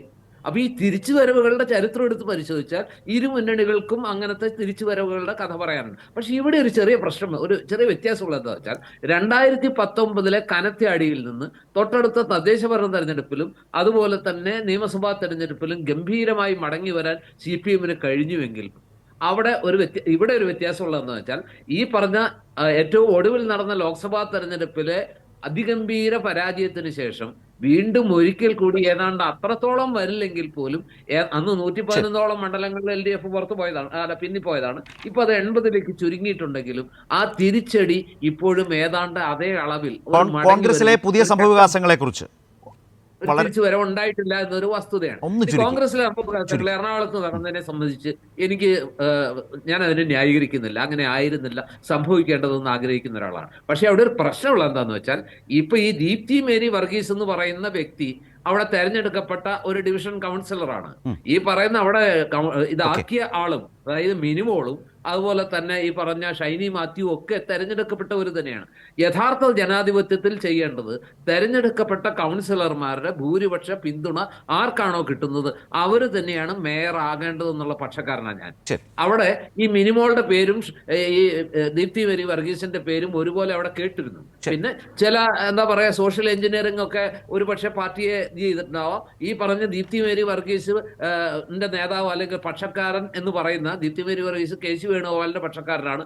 അവിടെ Aയും Iയും സതീശൻ വിഭാഗവും ഒരുമിച്ച് ചേർന്ന് ദീപ്തിയെ അട്ടിമറിച്ചു എന്നാണ് പറയുന്നത്. പക്ഷെ ദീപ്തി ഏത് ഗ്രൂപ്പിന്റെ ആളാണോ ആ ഗ്രൂപ്പിന്റെ അനിശ്ചിതമായ നേതാവ് AICCയുടെ സംഘടനാ ചുമതലയുള്ള ജനറൽ സെക്രട്ടറി തന്നെ പറഞ്ഞു, ദീപ്തി മേരി വർഗീസ് പാർട്ടിക്ക് അതീതയല്ല, ഇത് പാർട്ടി തീരുമാനമാണ്, അതുകൊണ്ട് അത് അംഗീകരിച്ചേ പറ്റൂ, അത് അംഗീകരിക്കുക തന്നെ വേണം എന്ന് KC വേണുഗോപാൽ പറഞ്ഞു. അതിനിടയ്ക്ക് അജയ് തറയിൽ ചിലത് പറയുന്നുണ്ട്, കിട്ടിയത് ആപ്പ് ഉപയോഗിച്ചിട്ട് മാത്യു കൊഴൽനാടൻ സതീശനിട്ടൊരു കുത്തു കൊടുക്കുന്നുണ്ട്. ഇതൊന്നും സംഭവിക്കാൻ പാടില്ലാത്തതാണ്. ഒരുപക്ഷെ മലപ്പുറം കഴിഞ്ഞാൽ UDF-ന് ഏറ്റവും വലിയ വിജയം കിട്ടിയ എറണാകുളത്ത് ഇത് ഉണ്ടാകാതിരുന്നെങ്കിൽ എന്ന് കോൺഗ്രസിനെ സ്നേഹിക്കുന്ന എല്ലാവരും ആഗ്രഹിക്കും, UDF-നെ സ്നേഹിക്കുന്ന എല്ലാവരും ആഗ്രഹിക്കും. സംഭവിച്ചു പോയി. ശരി, ശ്രീ ലാൽകുമാർ, ഇന്നത്തെ വാർത്താ സമ്മേളനത്തിൽ നമ്മൾ തുടക്കത്തിൽ ഞാൻ പറഞ്ഞിരുന്നു, അതായത് ഉത്തരം പറയുക, ചോദ്യങ്ങൾക്ക് ഉത്തരം പറയുക മാത്രമല്ല, മുഖ്യമന്ത്രി ചില പ്രധാനപ്പെട്ട ചോദ്യങ്ങൾ ചോദിച്ച്, നേരത്തെ ശ്രീ കൃഷ്ണദാസ് പറഞ്ഞതുപോലെ അദ്ദേഹം ഒരു പാർട്ടി ലീഡറായി നിന്നുകൂടിയാണ് മുഖ്യമന്ത്രി. ചിലയിടത്ത് അദ്ദേഹം പറഞ്ഞത് ഒരു മുഖ്യമന്ത്രി എന്ന നിലയിൽ വാർത്താ സമ്മേളനമാണ് എന്ന് പറയുമ്പോഴും അദ്ദേഹം ചില രാഷ്ട്രീയമായി ചോദിച്ച ചില ചോദ്യങ്ങളിലെ ഒരു ഗൗരവമായ വശം, ഇപ്പോൾ ഈ ശബരിമല സ്വർണ്ണ മോഷണ കേസിലെ പ്രതികളായിട്ടുള്ള പോറ്റിയും ഗോവർദ്ധനും സോണിയാഗാന്ധിയുടെ വസതിക്കുള്ളിൽ നിൽക്കുന്ന നിരവധി ചിത്രങ്ങൾ പുറത്തു വന്ന പശ്ചാത്തലമുണ്ട്.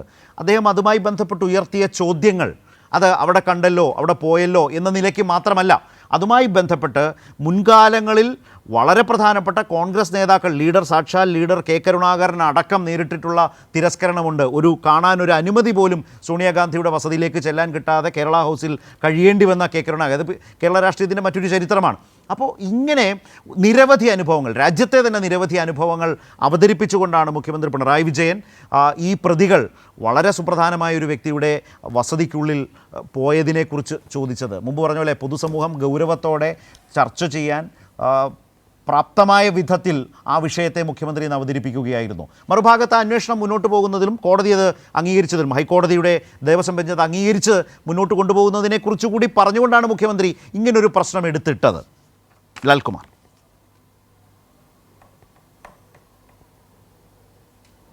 അല്ല, ഇവിടെ നോക്കൂ, സാധാരണ ഇന്ന് ഞാൻ മറ്റൊരു ചർച്ചയിലിരുന്നപ്പം ഇതേ വിഷയം ഉയർന്നു വന്നതാണ്. അതിനകത്ത് നമ്മൾ മനസ്സിലാക്കേണ്ടത്, അവിടെ വന്ന ഒരു റിബട്ടൽ, ഇവർ പറയുന്ന ഒരു റിബട്ടൽ, കടകംപള്ളിയുടെ കൂട്ടത്തിലുള്ള ഫോട്ടോ ഉണ്ടല്ലോ, മുഖ്യമന്ത്രിയുടെ കൂട്ടത്തിലുള്ള ഫോട്ടോ ഉണ്ടല്ലോ, മുഖ്യമന്ത്രിയുടെ കൂട്ടത്തിലുള്ള ഫോട്ടോ എങ്ങനെ വന്നു എന്ന് അദ്ദേഹം തന്നെ വിശദീകരിച്ചു എന്ന് പറഞ്ഞിട്ടുണ്ട്. കാര്യം ഒരു പൊതുചടങ്ങിന് പോയപ്പോൾ എടുത്ത ഫോട്ടോയാണ്. അതെ, കടകംപള്ളിയുടെ കൂട്ടത്തിലുണ്ട്, ശരി. കടകംപള്ളിയുടെ കൂട്ടത്തിൽ നിൽക്കുന്ന ഫോട്ടോ പോലെയാണോ സോണിയാഗാന്ധിയുടെ കൂട്ടത്തിൽ നിൽക്കുന്ന ഫോട്ടോ എന്നൊരു ചോദ്യം ഞാൻ ഉന്നയിക്കുകയാണ്.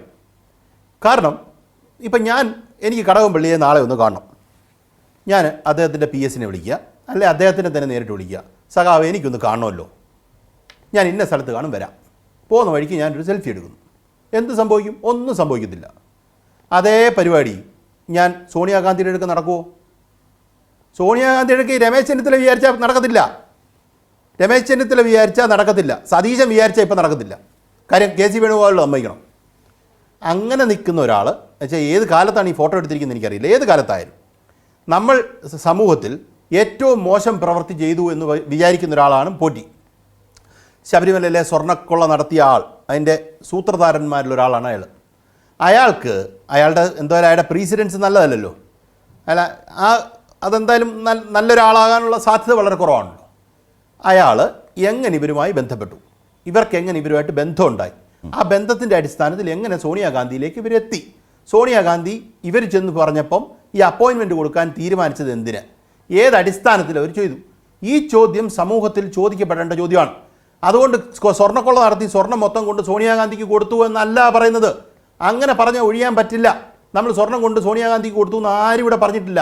പക്ഷേ ശബരിമലയിലെ സ്വർണം കൊള്ള നടത്താൻ ശക്തിയുള്ളൊരു മനുഷ്യൻ എങ്ങനെ ഈ പറയുന്ന 2 MP-മാരുടെ സാന്നിധ്യത്തിൽ സോണിയാഗാന്ധിയുടെ അടുക്ക ചെന്നു എന്നുള്ള ചോദ്യത്തിന് മറുപടി കോൺഗ്രസ് പറയണം. അത് പറയാതെ ഒന്നും പറഞ്ഞിട്ട് കാര്യമില്ല. കോൺഗ്രസ് ഒരിക്കലും അതിന് മറുപടി പറയത്തില്ല. കോൺഗ്രസ് അത് സോണിയാഗാന്ധിയുടെ അടുക്ക ആർക്ക് വേണേൽ കാണാമല്ലോ എന്ന് ചോദിക്കുന്നു. സോണിയാഗാന്ധി ആർക്ക് വേണേൽ കാണാൻ പറ്റുമോ? അങ്ങനെയാണെങ്കിൽ നാളെ എന്നെ ഒന്ന് കൊണ്ട് കാണിക്കേ, എനിക്ക് സോണിയാഗാന്ധി ഒന്ന് കണ്ടാൽ കൊള്ളാമെന്നുണ്ട്. VD സതീശനെ അവിടെ കയറ്റത്തില്ല. ഇതാണ് സത്യം. നമ്മൾ എത്രയോ വാർത്ത കണ്ടതാണ്. അനുമതി നിഷേധിച്ചു. ഈ പറയുന്ന YSR കോൺഗ്രസ് പറഞ്ഞൊരു സാധനം തന്നെ ആന്ധ്രാപ്രദേശിലുണ്ടായ സോണിയാഗാന്ധി ആക്സസ് കൊടുക്കാൻ ഞാൻ ഓർത്തു പിണറായി വിജയൻ അതുകൂടെ പറയുമെന്ന്.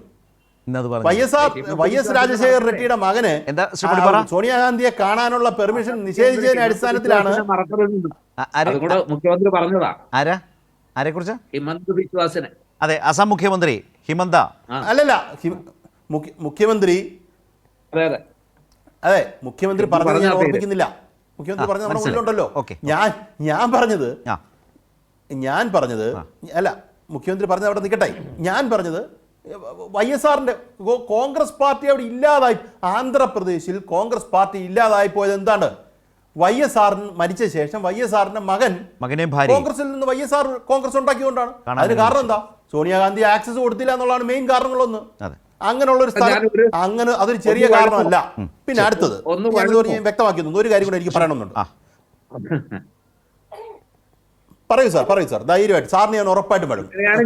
ഞാൻ പറയുന്ന YSR പാർട്ടിയുടെ നേതാക്കൾക്ക് സോണിയാഗാന്ധിയെ കാണാൻ പലപ്പോഴും അവസരം കിട്ടിയിട്ടില്ല. ഹിമന്ത് വിശ്വാസ് ആസാം മുഖ്യമന്ത്രി, അദ്ദേഹം വേറെ BJP പോയതിന്റെ കാരണമായിട്ട് പറയുന്നു അതാണ് മുൻ ആസാം മുഖ്യമന്ത്രി. അങ്ങനെ പലരും സോണിയാഗാന്ധിയെ കാണാൻ പറ്റാതെ പോയി എന്ന് പറയുന്നു.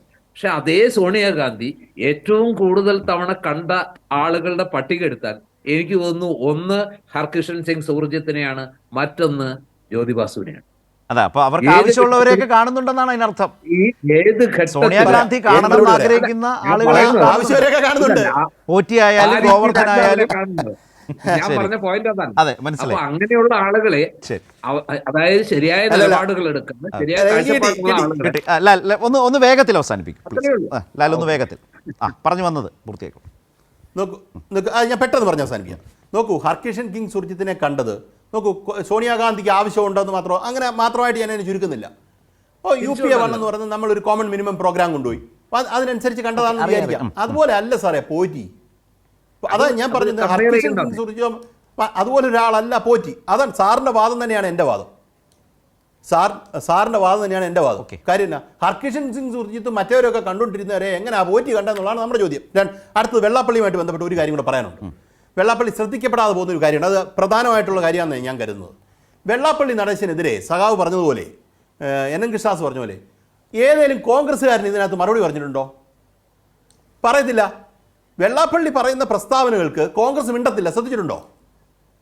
CPM അത് പറഞ്ഞില്ല, ഇത് പറഞ്ഞില്ല എന്നൊക്കെയാണ് പറയുന്നത്. കാര്യം ശരി, അവിടെ നിൽക്കട്ടെ. കോൺഗ്രസ്സുകാർ ആരാ ഇതിന് മാത്രം ശക്തമായി എഴുന്നേറ്റ് VD സതീശൻ എന്തെങ്കിലും പറഞ്ഞു കേട്ടിട്ടുണ്ടോ? ഈ പറയുന്ന KPCC പ്രസിഡന്റ് എന്തെങ്കിലും വെള്ളാപ്പള്ളി പറഞ്ഞു കേട്ടിട്ടുണ്ടോ? മിണ്ടത്തില്ല. ലീഗിനെ കൊണ്ടാണ് പറയിപ്പിക്കുന്നത്. ലീഗിനകത്തെ ജമാഅത്തെ ഇൻഫ്ലുവൻസ് ഉള്ളവരെ കൊണ്ടാണ് പറയിപ്പിക്കുന്നത്. അതുകൊണ്ടാണ് പറഞ്ഞത്, ഈ പറഞ്ഞ വെള്ളാപ്പള്ളി പറയുന്നതെല്ലാം നമ്മൾ തലയെടുത്ത് വെക്കേണ്ട കാര്യമില്ല. അങ്ങനെ ഒരു ഉദ്ദേശമില്ല. ഇതിനകത്ത് ശരി. ലാൽ, ഒരു സെക്കൻഡ്. ശ്രീ പൊടിപ്പാറ, അതിലെന്താണ് കമന്റ് ചെയ്തത്?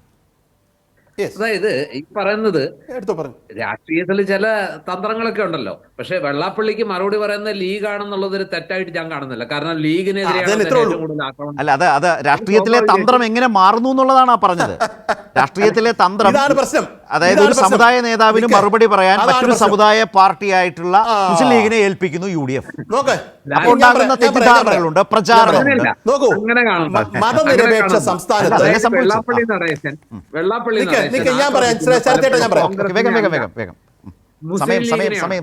കൂടുതലായിട്ട് ലീഗിനെയാണ് ആക്രമിക്കുന്നത്. അപ്പൊ ലീഗ് നേതാക്കൾ ഇപ്പൊ ക്ലിയർ ആയി, ലീഗിനെയാണ് ആക്രമിക്കുന്നത്. ശ്രീ പൊടിപ്പാറ പറഞ്ഞതുപോലെ ലീഗിനെ ആക്രമിക്കുന്നു എന്നാണ് വെള്ളാപ്പള്ളി പറഞ്ഞ് വിമർശിക്കുന്നു. അതെങ്ങനെ മുസ്ലിം സമുദായത്തിനെതിരെയാകും? ആ ചിത്രീകരണം പ്രചാരണ കാലത്ത് ഞാൻ പറയാം. വേഗം വേഗം വേഗം. വെള്ളാപ്പള്ളിയെ ഞാൻ പറഞ്ഞ ലീഗ് മറുപടി പറയുന്നത് എന്തിനാ? 2 സെന്റൻസ് കൂടി നിക്ക്, ഇങ്ങനെ പറഞ്ഞാൽ ഒക്കത്തില്ല. മതനിരപേക്ഷതയ്ക്ക് എതിരായിട്ട് പച്ച വർഗീയത വെള്ളാപ്പള്ളി നടേശൻ പറയുന്നുവെങ്കിൽ കോൺഗ്രസിനകത്ത് അതിനകത്ത് എന്തൊരു അഭിപ്രായമില്ല.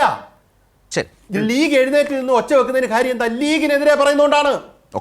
ലീഗിനെതിരെ പറയുന്നത് മുസ്ലിങ്ങൾക്കെതിരെയാണ് എന്ന് വെള്ളാപ്പള്ളി നടേശൻ പറയുന്ന ആ വാദത്തിന് ഒരംശം, സാറേ ഒരു മിനിറ്റ്, ഈ പറയുന്ന ഒരംശം ശരിയുണ്ട്. അതുകൊണ്ട് വെള്ളാപ്പള്ളി നടേശൻ പറഞ്ഞ എല്ലാം ശരിയാണെന്നുള്ള അഭിപ്രായം നമുക്കില്ല. നിങ്ങൾക്ക് അതിനകത്ത് കളിക്കുന്ന ഇരട്ടതാപ്പാന്നാണ് ഞങ്ങൾ പറഞ്ഞിരിക്കുന്നത്. ശ്രീകൃഷ്ണദാസ്, അവസാനമായി ഒരൊറ്റ കാര്യം മാത്രം. അതായത് സോണിയാഗാന്ധിയുടെ വസതിയിലേക്ക് ഈ കേസിലെ പ്രതികളായിട്ടുള്ള ഉണ്ണികൃഷ്ണൻ പോറ്റിയെയും ഗോവർദ്ധനെയും കയറ്റിയതാര് എന്നൊരു പ്രധാനപ്പെട്ട ചോദ്യം പല പശ്ചാത്തലവും വിശദീകരിച്ചുകൊണ്ടാണ് മുഖ്യമന്ത്രി ഇന്ന് ആ വിഷയം ഗൗരവമായി അവതരിപ്പിച്ചത്. അത് ആരിലേക്കും എത്തും വിധത്തിൽ തന്നെയാണ് മുഖ്യമന്ത്രി അതേക്കുറിച്ച് സംസാരിച്ചത്. ഇത് യഥാർത്ഥത്തിൽ കോൺഗ്രസ് നേതാക്കൾ ക്ഷണിച്ചു മേടിച്ചതാണോ?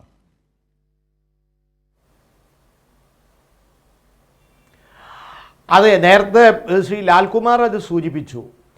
അത്ര എളുപ്പം ആക്സസിബിലിറ്റി ഇല്ലാത്ത ഒരു ഓഫീസാണ് സോണിയാഗാന്ധിയുടെ ഓഫീസ്. അവിടേക്ക് ഈ വിധത്തിൽ ഒരു ഗജ ഫ്രോഡിനെ എങ്ങനെ എത്താൻ സാധിച്ചു എന്നുള്ളത് വളരെ പ്രധാനപ്പെട്ട ഒരു കാര്യമാണ്. കൂടെ നിൽക്കുന്ന രണ്ടാളുകളുണ്ട്. ഒന്ന് അവിടുത്തെ പത്തനംതിട്ടയിലെ MP, വേറൊന്ന് ആറ്റിങ്ങലിലെ MP. രണ്ട് പ്രമുഖരായിട്ടുള്ള കോൺഗ്രസ് നേതാക്കളാണ് കൊണ്ടുപോയിട്ടുള്ളത്. അവർ മറുപടി പറയാൻ ബാധ്യസ്ഥരാണ്. എങ്ങനെയാണ് ഈ ഗജ ഫ്രോഡ് സോണിയാഗാന്ധിയുടെ ആർക്കും എക്സസിബിൾ അല്ലാത്ത ഈ സ്ഥലത്ത് എങ്ങനെ എത്തി എന്നുള്ളത് കേരള സമൂഹം ഇനിയുള്ള ദിവസങ്ങളിൽ ഏറ്റവും ഗൗരവമായി ചർച്ച ചെയ്യാൻ പോകുന്ന കാര്യം ഇതായിരിക്കും. ഗൗരവമായിട്ട് ചർച്ച ചെയ്യൂ അത്. കാരണം എങ്ങനെ എത്തിയത്? ഇവിടെ നേരത്തെ നിങ്ങൾ തന്നെ സൂചിപ്പിച്ചല്ലോ കരുണാകരനുണ്ടായിട്ടുള്ള അനുഭവം. അങ്ങനെ പലർക്കും ഉണ്ടായ അനുഭവം. എനിക്ക് അറിയുന്ന ഒരുപാട് കോൺഗ്രസ് നേതാക്കളുണ്ട്. ഞാനതൊന്നും ഇങ്ങനെ പരസ്യമായിട്ട് പറയുന്നത് ശരിയില്ലാത്തതുകൊണ്ട് ഞാൻ പറയുന്നില്ല. അവരൊക്കെ കരഞ്ഞ പോലെ പറഞ്ഞിട്ടുണ്ട് അവരൊന്ന് കാണാൻ വേണ്ടി ശ്രമിച്ചിട്ട് നടന്നിട്ടില്ല, അവരുടെ വീട്ടിൽ പോകാൻ സാധിച്ചിട്ടില്ല എന്നുള്ളത്. അവിടേക്ക് ഈ ഗജ ഫ്രോഡിനെ എത്തിച്ച കോൺഗ്രസ് നേതാക്കൾ കേരളത്തിൽ വിചാരണ ചെയ്യപ്പെടണം. അതാണ് ഞാൻ നേരത്തെ പറഞ്ഞത്. തെരഞ്ഞെടുപ്പിൻ്റെ ഈ പിരിമുറുക്കങ്ങളൊക്കെ കഴിഞ്ഞ മനസ്സുകളൊക്കെ ശാന്തമാവുമ്പോൾ ഈ വക കാര്യങ്ങൾ ചർച്ച ചെയ്യപ്പെടും. അതാണ് ഈ ശാന്തമായ അന്തരീക്ഷത്തിൽ ഈ ചർച്ചയ്ക്കാണ് വഴി തുറന്നിരിക്കുന്നത്. ഇന്ന് കേരളത്തിൻ്റെ ബഹുമാനായിട്ടുള്ള മുഖ്യമന്ത്രി, ഞങ്ങളുടെ പാർട്ടി നേതാവും അത് കേരളത്തിൽ വരാനുള്ള ദിവസങ്ങളിൽ ചർച്ച ചെയ്യും. ഒറ്റ കാര്യം കൂടി ഞാൻ പറഞ്ഞുകൊണ്ട് അവസാനിപ്പിക്കുകയാണ്. അതായത് കേരളത്തിൻ്റെ പൊതുവായിട്ടുള്ള കാര്യങ്ങളിൽ കോൺഗ്രസ് പാർട്ടിയുടെ നിലപാട് അതും ഈ കേരളത്തിൽ വരാനിരിക്കുന്ന ദിവസങ്ങളിൽ ചർച്ച ചെയ്യുകയാണ്. ഇവിടെ റോഡ് കേരള സർക്കാർ ഉണ്ടാക്കണം, പാലം സർക്കാർ പണിയണം, സ്കൂൾ കെട്ടിടം സർക്കാർ പണിയണം, കോളേജ് സർക്കാർ ഉണ്ടാക്കണം, ആസ്പത്രി സർക്കാർ ഉണ്ടാക്കണം, മാഷക്കും ടീച്ചർക്ക് ശമ്പളം കേരളം കൊടുക്കണം, സർക്കാർ ജീവനക്കാർക്ക് ശമ്പളം കൊടുക്കണം, പെൻഷൻ കൊടുക്കണം, മരുന്ന് കൊടുക്കണം, എല്ലാം കേരളം ചെയ്യണം. നികുതി നരേന്ദ്രമോദി പിരിക്കും. നികുതി പിരിക്കുന്ന അവർ വികസനവും ക്ഷേമം നടത്തേണ്ടത് മുഴുവൻ സംസ്ഥാനം. ഇങ്ങനത്തെ അന്യായം ചോദ്യം ചെയ്യാനാണ് ഈ MP-മാരെ നമ്മൾ ഡൽഹിക്ക് അയക്കുന്നത്. അവിടെ എത്തുന്ന UDF MP-മാർ രണ്ട് കാര്യങ്ങളാണ് ചെയ്യുന്നത്. ഒന്ന് പാരഡി പാടുക, പിന്നെ പാര വയ്ക്കുക. പാര വയ്ക്കാനും പാരഡി പാടാനും മാത്രമാണ് ഡൽഹിയിലെത്തുന്ന കോൺഗ്രസ് MP-മാർ വായി തുറക്കുന്നത്. കേരളത്തിനെതിരായി BJP ഗവൺമെൻറ് ചെയ്യുന്ന നീക്കങ്ങൾക്ക് അവർ ഡൽഹിയിൽ BJPക്കാണ് പിന്തുണ കൊടുക്കുന്നത്, കേരളത്തിന് വേണ്ടി വാദിക്കുന്നില്ല. കേരളത്തിന് വേണ്ടി വാദിക്കാനും കേരളത്തിന് വേണ്ടി അവകാശങ്ങൾ നേടിയെടുക്കാനും വേണ്ടി ഡൽഹിയിലെത്തുന്ന MP-മാർ കേരളത്തിനെതിരായി BJPക്ക് വേണ്ടിയാണ് ഈ ഗൂഢാലോചനയൊക്കെ ഏർപ്പെടുത്തുന്നത്. അതുകൊണ്ടാണ് ഞാൻ ചുരുക്കി പറയുന്നത്, പാരഡി പാടുക, പാര വയ്ക്കുക, ഇത് രണ്ടുമാണ് കേരളത്തിൽ നിന്ന് ഡൽഹിയിലേക്ക് പോയിട്ടുള്ള കോൺഗ്രസ് MP-മാർ. ഇതൊക്കെ വരാനിരിക്കുന്ന ദിവസങ്ങളിൽ കേരളം ചർച്ച ചെയ്യും. ഇപ്പോ വലതുപക്ഷ മാധ്യമങ്ങൾ 64 മണ്ഡലം ഞങ്ങൾ ജയിപ്പിച്ചിട്ടുണ്ടല്ലോ ഈ തോൽവിയിലും, ബാക്കി ഉള്ളതും കൂടി ഞങ്ങൾ ജയിപ്പിച്ചോളാം. അതുകൊണ്ട് അടുത്ത നിയമസഭാ തെരഞ്ഞെടുപ്പിൽ LDF ജയിക്കും, ഞങ്ങൾക്ക് നല്ല ആത്മവിശ്വാസമുണ്ട്. 64 പുറമെ 7 മണ്ഡലം കൂടി നിങ്ങൾ ജയിപ്പിച്ചു തന്നിട്ടുണ്ടല്ലോ 64, ഇനി ഞങ്ങൾക്ക് 7 കൂടിയേ പിടിക്കണ്ടു. ആ 7 ഞങ്ങൾ പിടിച്ചോളും. കേവല ഭൂരിപക്ഷത്തിന് ഞങ്ങൾ ജയിക്കും, ഞങ്ങൾക്ക് ആത്മവിശ്വാസമുണ്ട്. അതാണ് ഈ കാര്യത്തെ സംബന്ധിച്ച് അവസാനിപ്പിച്ച് പറയാനുള്ളത്. അതായത് ഉത്തരം പറഞ്ഞും ചോദ്യങ്ങൾ ചോദിച്ചും മുഖ്യമന്ത്രി ഇന്ന് നടത്തിയ വാർത്താ സമ്മേളനത്തിലെ വിവിധ വിഷയങ്ങളെ ആസ്പദമാക്കിയാണ് ന്യൂസ് ആൻഡ് വ്യൂസ് മുന്നോട്ട് പോയത്. 3 പേർക്കും വളരെയധികം നന്ദി.